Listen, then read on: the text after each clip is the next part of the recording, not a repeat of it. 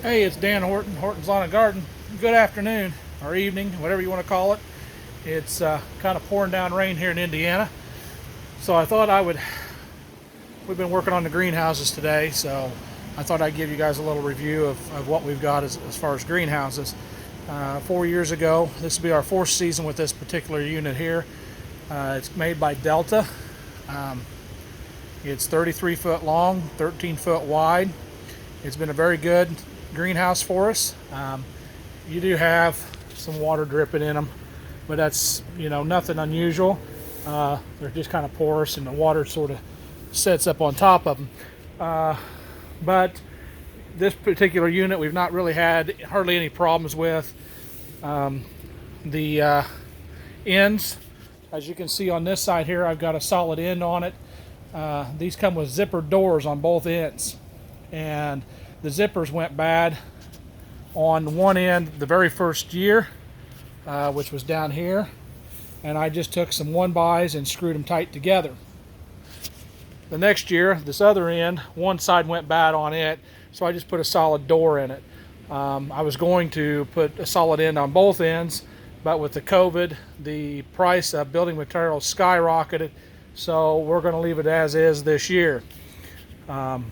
The other issue that we've had with this particular unit, this one here, like I said before, was made by Delta. The first year I had it, I opened up these windows. And as you can see, they're just a Velcro strap. So every year now, they don't stay sealed tight. We have to go through every year and put hot glue them shut to keep the air in here. We heat it with a Mr. Heater wall heater, and we can keep it roughly about 45 degrees in the winter months when it gets really bad, which is not warm enough to germinate seeds, but it's fine for our plugs. So we've generally not been doing much for seeds. If it gets real cold, I've got this little heater here that I add to it. And like I say, I've never lost it yet in the 3 winters that I've had it as far as temperature wise. I've had some plants burn some edges, but this year we're going to put in 2 of these 30,000 heaters into this particular unit.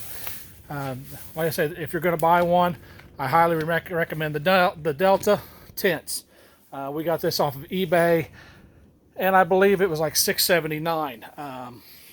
I'm going to take you over to another one we bought last year, which is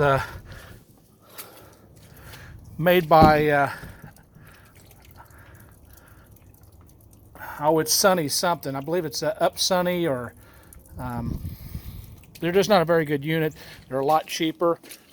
This particular unit here, I believe, was a little over $200. There again, I went ahead and I put a solid unit in this one all the way to begin with. Now the plastic on this one,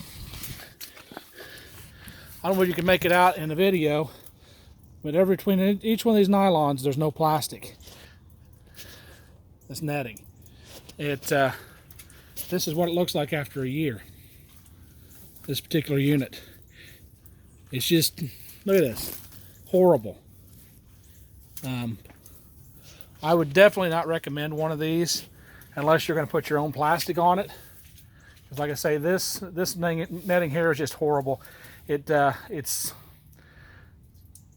We anchored this one with blocks just like we did the big one. And about halfway through the winter last year, this one blew out and actually moved. The wall moved about 6 inches in the center and threw everything out of balance. So if you're going to buy one, I would highly recommend the Delta. Now this year, our addition, we don't plan on using this sunny side. I'm going to tear it down.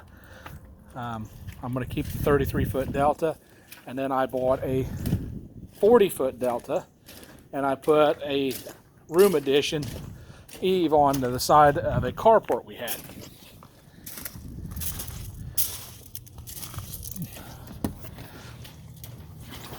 I'm hoping to keep this one about 60-65 degrees.